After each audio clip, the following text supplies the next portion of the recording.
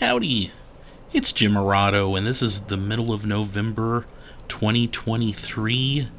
We're just a little bit outside of Savannah, Georgia.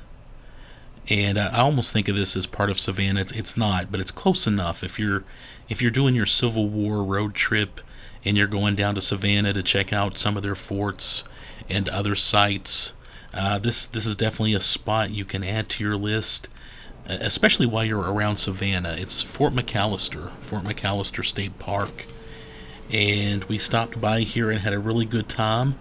Talked to a fella for quite a while, and that's most of this video is going to be our conversation with him. But we had a great time, with one small exception. I'll get to that here in a moment. But I thought I'd put up a video and let you check things out with us as we look around Fort McAllister. Hey, do I go on to the museum or? Yes, sir. If you go in the museum, you don't need a pass. Okay, just keep going straight. Yes, sir. Okay. And when you break that curve, the first bit of history you're going to see is to your immediate left, under that shelter, the pieces of the CSS Nashville. Ooh. You read about that, and then you cross the street behind the flagpoles through the double doors. You'll see a short video. You'll look through the museum at the uniforms and weapons of the period. Okay. And then you'll slip out the back door 150 yards to the fort itself. It is an earthen fort, not a brick fort. Okay. Perfect. Thank you. Thank you. Enjoy your day, sir. I appreciate it. Yes, sir. I appreciate you. And that guy was great. He was the guy at the front of the park, and it was nice talking to him. It was very sweet that he said that he appreciated us. I thought that was just very kind. I probably dealt with about 9 or 10 rangers here at the park while we were here, and they were 9 out of 10 were great. I did just want to say we paid our admission. I think it might have been $6 each to get in. They told us the place would be open until 5. Well, around 4:30, a lady came, one of the rangers, and pretty much kicked us out. I mean, she didn't tell us to get out, but she made it clear that they needed to close at 4:30. She kind of followed us, turning off the lights, and it was quite rude, to be honest. I sent them an email. They apologized, but otherwise we had a great time here. But I thought I would mention that. And of course, you're looking at the CSS Nashville. Those are actual relics from that boat. And of course, there was a sign a moment ago talking about it. I always think it's a treat when you can see relics and literally put your hands on them from the Civil War, and that's pretty cool. Otherwise, we had a great time while we were here. I just it was kind of odd behavior on that ranger's part, but like I said, otherwise everybody we talked to was great, and we had enjoyed this. This is a spectacular park, as you're gonna see. But mostly we ended up talking to a reenactor here, and he was a gold mine of information. And we talked to him, and I'm going to put up our conversation with him, which is going to be most of this video because it's so informative. Quarters, this is where the major and their captain and lieutenant stayed while this was an active Confederate fort. Okay.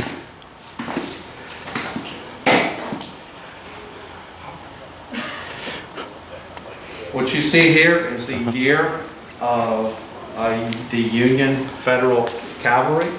Cavalry stuff is over here on the right, and this stuff right here would be the equipment and gear for the for the infantry. This is cavalry stuff. Okay. This is infantry stuff.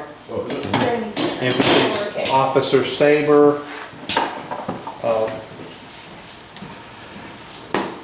Cartridge belt, haversack, both sides, or all sides, Confederate, Federal would have had. That's called a haversack. That's where, this is basically their lunch box. That's where they would keep their food. They'd be issued their food and they put it there in that haversack. This is a cartridge box used by the infantry. It would hold 40 bullets, rounds would be placed in here. They would also carry more ammunition in their pockets and wherever else they could find it. So this is the stuff the infantry would cover. Obviously a canteen. Both sides would have a canteen. Many soldiers, especially in the summer, hot times of the year, would die from heat exhaustion. They would march until they fell down and died. This gear right here, this is primarily, this is cavalry stuff. Spencer repeating rifle. That's it. These are non-firing replicas. That's why I don't. They can't hurry up. It's just a expensive toy. This is a Colt, a model Remington Colt Navy Colt pistol, 32 caliber. Again, this is a replica. Very accurate. The Confederates manufactured pistols, and they also manufactured heavy cannons, but the Confederates really didn't make rifles. They didn't really deal with rifles. Most of the Confederate rifles were imported from England. They used the British Enfield rifle, model 1853, which was the standard arm of the British military. Queen Victoria decided that she didn't want any part of any American Civil War, but the Enfield family, who made rifles, decided that they could make a whole lot of money if they sold rifles to both sides, Confederates and to the Federals. And what the Confederates used to do is they didn't have the money to purchase them, but what they had was the Confederates had raw materials, liquor, cotton, which was highly valuable, turpentine, and they would load these ships full of these products, rice, and they would sail them from Savannah, Charleston, and they would sail them to Jamaica, Nassau, the Bahamas, and the Enfields would sail their ships from Liverpool full of rifles, and they would sail their ships full of liquor, and they would meet in the Caribbean. They would do the exchange. They would go back to their ports of call with their stuff. General Winfield Scott, who was in the early part of the war, was the premier military expert. He was the oldest general, was a very smart guy. Anyway, he came up with a plan called the Anaconda Plan. The Anaconda Plan was going to block the southern ports from North Carolina, Virginia, Norfolk, all the way to New Orleans, block all the ports. And so he decided, we're going to put all these Navy ships and we're going to block the ports. And people thought, he's old and that's just stupid. That's a stupid plan. That was not a stupid plan, because they thought, well, what are we doing this for? He's antiquated. We shouldn't do that. That was one of the reasons. The Anaconda Plan was actually one of the main reasons that the South lost the war, or the Union won the war, depending on how you look at it. Because firearms, other things, medicine. They were importing medicine. The Confederates were importing medicine in through the blockade. All types of different equipment. Once you sealed all these ports, they couldn't get it. So they had what they had. The firearms that they had what they had. They can't trade with anybody because you can't sail these ships. One of the ships that's here, or was here, was a blockade runner. It's called the CSS Nashville. First it was called the CSS Nashville. It's called the CSS Nashville. It was a Confederate naval ship. Then once the Confederate Navy realized the Confederate Navy was really kind of a joke. It stood no chance against the Federal Navy. So they kind of disbanded it. So at that point, the ship was sold by the Confederate government, and it turned into a privateer. A blockade runner. It was a blockade runner. They changed the ship. They lightened it up, and its job was to run back and forth through the blockade and run this cargo. Like pirates, more or less. The reason the Union military found out about Fort McAllister was the Federal Navy was chasing the rattlesnake, and they chased it. The rattlesnake was chased into Ossabaw Sound into this river. It was chased, and the Federal Navy was chasing it. And as they're chasing it, they went, "Oh, there's a fort over there." They had no idea there was a fort. The Navy knew there was a fort, but one of the problems at that time was the Navy and the Army, the U.S. Navy and the U.S. Army, they didn't talk to each other. They weren't really friends. So the Navy knew there was a fort here, but they didn't bother to tell the Army that. So they kind of kept that to themselves.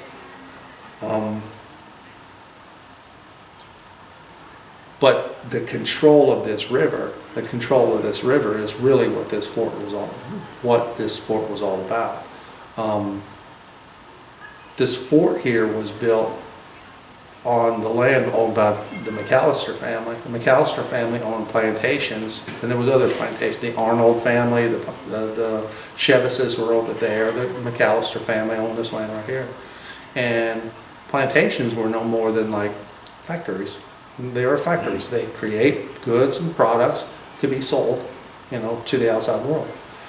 Well, the Confederate, the families, these families didn't want Union Yankee ships to come down here, down this river, unopposed, and to be able to take their products, burn their buildings, take their workforce, which were slaves, take their workforce away. Pardon me. So at that point they decided, you know what? It's almost like if you had a factory. You had a factory and you want security of the factory. If you have excess land, you know what I'll do? I will give it to the government on the guise that they'll build a police precinct. Factory, police precinct. Your crime problems are over. Why? Because there's a police precinct right there. That's really what this fort was. It was a control point on this river. Now, did they do it out of patriotism? Yeah, I'm sure there was some of that. Money. Yeah. We need something to control the flow in and out of this river. That's what they built. That's what they built this fort for. It's really, that was the whole purpose of it. Oh, nicely explained. Thank you. That's, yeah. Blah, blah, blah, patriotism. I'm sure there was all that. But the people that put up the land understood that we need to make money, and so in order to make money, to secure our property, to secure our factory, we need to make sure that there's security there. So we'll give this land to the government. Hey, you're going to build a fort there, right? Yeah, we'll build a fort. Great. And you'll man it. Yeah, we'll do that. So they did all that. So they think, okay, they had lots of land, but this was this area right here was extremely valuable. And so they could, and at that point, once they built the fort, General Robert E. Lee visited this fort. General Robert E. Lee, before he became the famous general we all heard of, he was still highly respected, but he wasn't famous early in the war. He wasn't famous, but he was respected. Lee was an engineer. If you go to West Point, the top students at West Point, the top graduates, are engineers. The people that barely scrape through are infantry. Okay, the high guys are engineers. Robert E. Lee was an engineer. Robert E. Lee came here. He was assigned. Robert E. Lee fought a battle in Virginia and he lost, and so he lost favor, and so he basically kind of got demoted. And he got demoted and he became the commander of the Department of Georgia, South Carolina, and Florida. He was the department commander. And one of his jobs, because he was an engineer, was to go around and look at the defenses and figure out how to best use the defenses. So Robert E. Lee came here briefly, and he looked at this and, okay, make this change, that change, some small things, but what he wanted, well, the main thing of what he wanted, he told the garrison commander to do was to block the river, and they put pilings and chain across the river. They knew where it was, but in order to control, so the ship, cannons or no cannons, there is a barrier in the water to keep the ships from going there. They understood how to go through it because they put it there. But if you're sailing up in a boat, you don't really know. So they had submergibles, and they also had a chain that went across the river.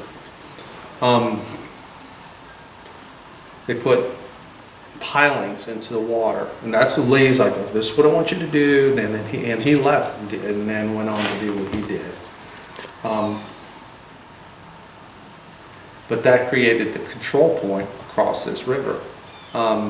When it started to get breached, though, in a way, because the folks that put the obstacle in the river were enslaved people. They were enslaved people. As the Union Navy and especially the Union Navy started to patrol around this area heavily, a lot of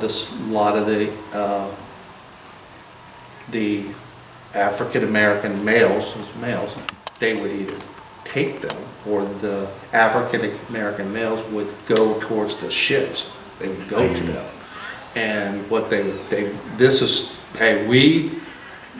those people had knowledge that the Union sailor the ship commander, ship captain, he didn't have. They didn't know those people knew these rivers and creeks that went through like the back of their hand. They grew up here.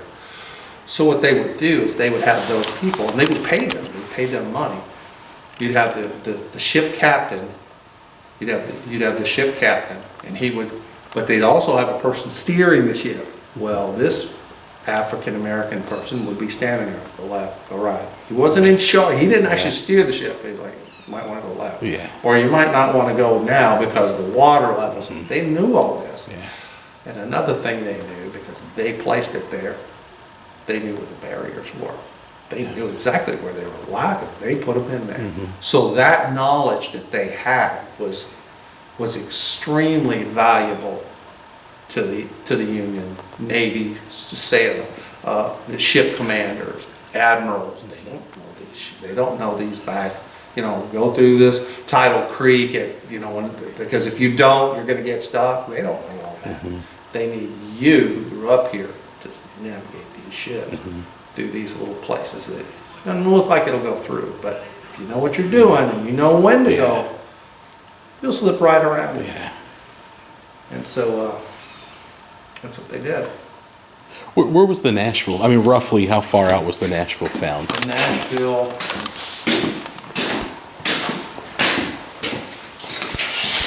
The other side of that peninsula. The what? There's like a little peninsula. It should be like on the other side of it. So just right, like through there. Actually, if you sail, from what I was told, I don't have a ship. I don't have a boat. If you sail on the river and you come, it'll kind of peek around and peek around. There's markers. Oh. There's buoys. Okay. There's buoys. And you'll be able to see parts of the ship when you kind of go. Really? I've never been over there. I've been told people have seen it. I haven't personally gone out there, but people who have worked here for forever have told me. I've had people that went, I saw the ship in the water. When the ship exploded, the Union Army or the Union Navy came down here, and it just so happened that the Nashville was trying to leave, and so at that point they sailed down here to come try to bottle the Nashville up, and the Nashville was turning around and got stuck, and they're like, you need to come down here, the ship is stuck. The slaves are getting word that you all need to come now. Yeah. And so at that point they got in pretty close, and they hit the Nashville and it exploded. Mind you, it's a little wooden ship getting hit by an iron Yes. Yeah. When it exploded, as you come up here, are y'all from this area? We're from Kentucky. Y'all from me too. Oh, whereabouts? Louisville. I grew up in Louisville. We live in Lexington. I grew up in Owensboro. We met at Berea College. My uncle had convenient food marts in Owensboro, Kentucky for years. A bunch of them. But anyway, when the Nashville exploded, as you go out here, when you go to leave on the right, you're going to see a blue sign. All the neighborhoods that are on the right, you're going to see a blue historical marker. It's kind of covered up with trees and everything. That's called Hardwick. That used to be a little town. That used to be the town of Hardwick. A friend of mine, was the second curator of of Fort McAllister. His name is Roger Durham. He literally wrote the book about this place. Literally wrote an excellent book. You can buy it in the gift shop. They don't have signed copies in the gift shop, do they? Huh? Do they have signed copies in the gift They shop? might. Oh. I know there were some in there. I'll ask on the way out. I'm telling you, it's an excellent book. It tells you my whole tour is plagiarized from Roger Durham's book, all of it. But anyway, Roger told me, he said, when Roger was a soldier, he stationed at Hunter Army Airfield, and he got into metal detecting and looking for stuff and this and that and the other thing. And anyway, he said they were looking for, they found pieces of the Nashville when it exploded. They found them in Hardwick. Oh my gosh. That's how that explosion, that thing went everywhere. And the Montauk, that is the ship that shot it, it was just off the end of, I don't know if you knew where it was, just off the shore over this way, shot across the river. That would make sense. That would make total sense. It went so far, because people will think about the Civil War, they're like, but the weapons are not nearly as strong as today. How is it still the bloodiest war? Because I get a lot of kids telling me that, and I'm like, okay, you think that. From standing here, if I'm having a rifled musket, and I'll show them all the way from over here, that's where I'd hit you. And I'd still be able to accurately hit you from there. And then they give me a bug-eyed look like, what? Yeah. I tell them about the Montauk and then Nashville, and he's like, oh, they shoot straight across it's there. so old. That's no problem. But when it exploded, it blew pieces everywhere. Then years later,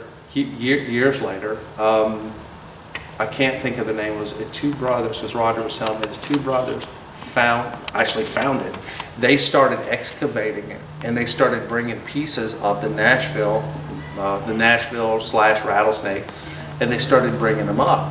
And then they wanted to offer to give them to the state. You're thinking, holy smoke, yeah, we'll take them. Caused a big problem. They're like, we don't want them. What do you mean? We'll give them to you. We want to give them to you. They were looking at it as like, oh my God, and we're going to have to build display cases and this and that. So they were like, we'll just give them to you. Roger told me that this building, when it would rain, he had a cat. He had named the cat Tomcat, which was the He renamed it after the garrison. Yeah, he did. Would muscle around and kind of walk around there and bring up these little things. And like bring them like as gifts. They're musket balls. Oh They my would find gosh. them. As the rain comes, they find them. As the rain would come off the roof and kind of cut a little thing in the ground, the cat would gather them up and bring them in there. They'd be musket balls. We hired a battlefield tour guide for Shiloh. Guys lived there. He's fourth generation. He's lived there all of his life. His whole family's lived there. And he was telling us, Larry DeBerry was his name, but he was telling us that his grandma, the local ice cream place, would give the kids a free ice cream if they brought a belt buckle. And they'd find them all the time, so to them it was free ice cream, In fact, I just went to Shiloh probably for the very first time, probably 3 weeks ago, a month ago. I'd never been there before. It took us. It was one of the later ones we got to. But all right, and man, what a great conversation that was. Believe it or not, I edited that down quite a bit, just so you know. We talked to him for quite a while and really enjoyed that conversation.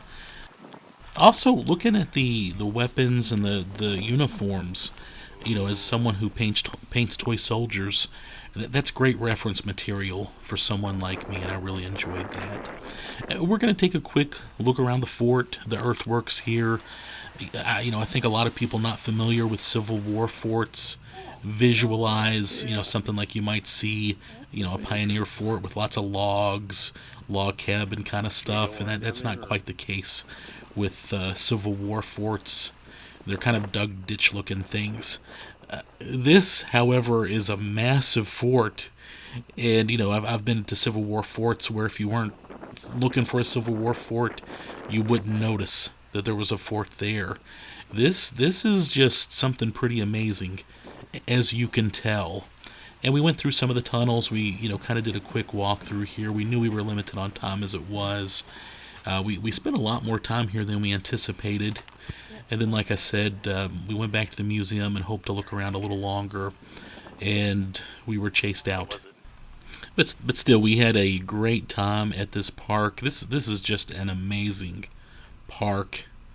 And I would love to go back and maybe take a slower look through the museum on another day. They do offer lantern tours at different times during the year. And I think that could be something really interesting to go out here and check this place out when they're doing a lantern tour. Something to think about. And of course, Savannah is one of the prettiest cities around. We've visited Savannah many, many times, and I'm sure we'll visit it many more times. And there's so much Civil War history. There's so much history, period, in Savannah that every time you go, you can just see something new and be blown away by it. I'll put up some other videos about Savannah, and I'm sure some other Civil War related videos of Savannah too. And again, we were walking through the museum and had to do kind of a quick run through. So here's what we're looking at. I slowed this video down a little bit just to try to give you an idea of what's there. And I always love looking at Civil War relics. And, as I mentioned before, as a figure painter, that stuff is just such great reference material. I love looking at it. Just real quick from a brochure that I got at the park. Fort McAllister was the southernmost and most active Confederate fortification in Savannah's defenses during the Civil War. To protect the city, the Confederate Army erected a battery that would evolve into a massive earthwork to guard the river and its vital railroad bridge, as well as cotton and rice plantations along its shores. The stronghold withstood several naval bombardments by Union gunboats, including ironclad warships. In December 1864, overwhelming numbers of U.S. soldiers under General William T. Sherman took the fort by land assault. And of course, Sherman is forever famous for his march to the sea, and pretty much for sparing Savannah. He liked to set things on fire, and he got to Savannah and decided not to torch the city. And it is what it is today, and it is so well preserved because it did not get burnt. And of course, I think to Sherman's credit, to Grant's credit, you had just a fistful of generals that knew you had to be brutal to end this war. And some of them I don't think were aggressive enough. And obviously Abraham Lincoln did not feel some of his fellows in command were aggressive enough, and that's how they got replaced. And we could go on and on about that. Of course, I know there's a lot of people in Georgia that are still not fans of General Sherman's. And again, just a quick look through the museum.